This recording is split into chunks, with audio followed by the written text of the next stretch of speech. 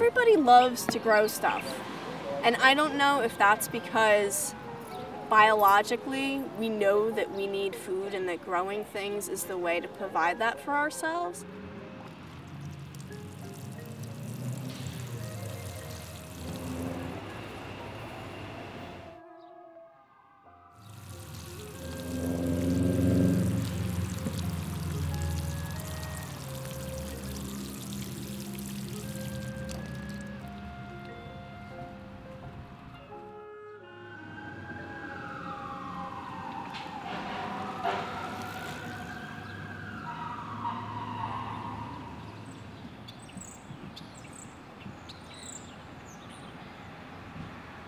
If you think like 1930, it was probably like, you know, the town dump, the town junkyard. You got a beat up car, you dump it here, old washing machine, whatever.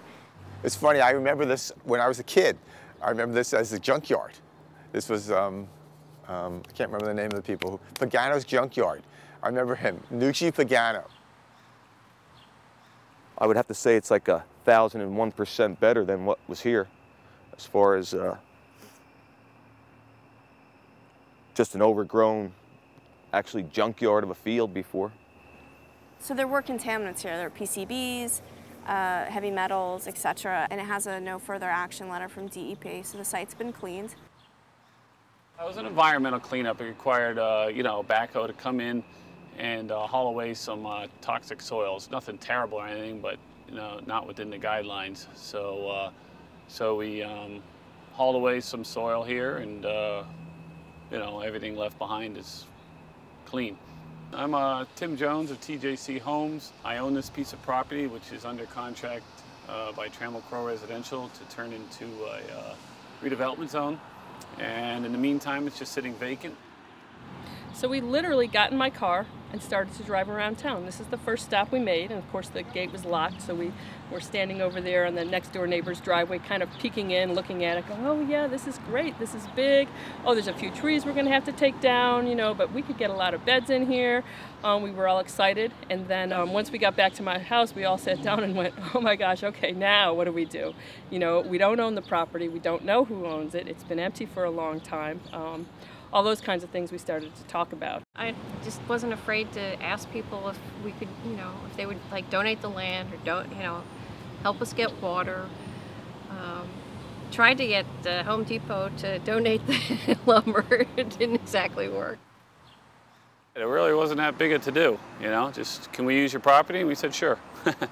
You know, and then they came in and built the boxes and everything else. And like I said, the only thing we had to make sure is that they understand it's temporary. He said, yeah, that's a great idea. Like, I would love for, you know, something to happen on that property. You know, it's going to be developed, but in the meantime, it's just sitting there. So take care of it and, you know, get insurance and be responsible for it. You know, they're maintaining the front grass along the sidewalk there, and the litter.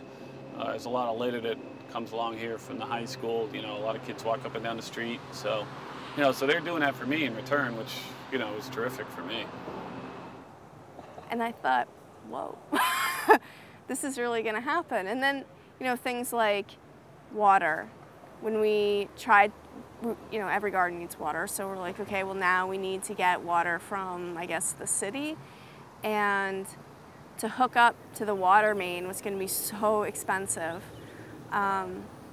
And so Myra asked the next door neighbor, who is a plumber, if we could hook up to his house. Myra originally requested if I could just drape a hose across the driveway here and into the yard.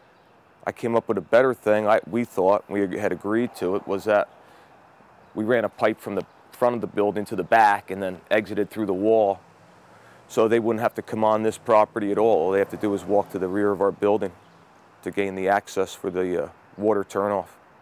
I mean, if we knew what the month of June was going to consist of, we could have waited for a hose piping, but got to be prepared.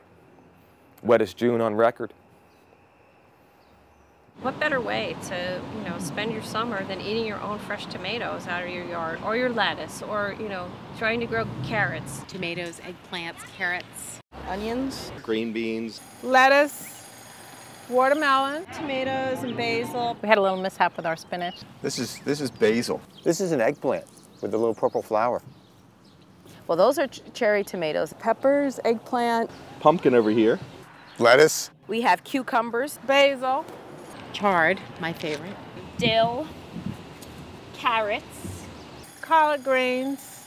Tried some heirloom tomatoes. Number one is I do not like hot peppers. Oh, strawberries are good. Corn is good. Tomatoes are good. Beets are good. It's all good. And I also have some borage because it's a health provider. Any plant that grows by borage gets more healthy. Isn't that cool? It's medicinal. Traditionally thought to make a man joyful, borage is called the herb of gladness. You see how people do funny things? There's no effort to grow anything. You open up the packet, you throw the seeds down, and it just grows. That's what was totally amazing to me. This is just a beginning, a small beginning. We are focusing in Morristown. We really want people to start paying attention to the little spots that have nothing on them and think about what they can do with it, you know. There's a lot of little tiny nooks and crannies of space, open space here that, you know, we can make look better and, you know, get more out of. We aren't going to have a lot of it, you know.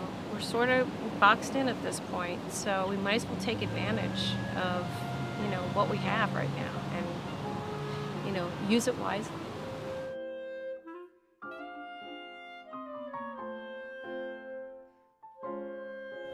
You know, in New Jersey, I think of Sussex County as having farmers, but no, right here we do.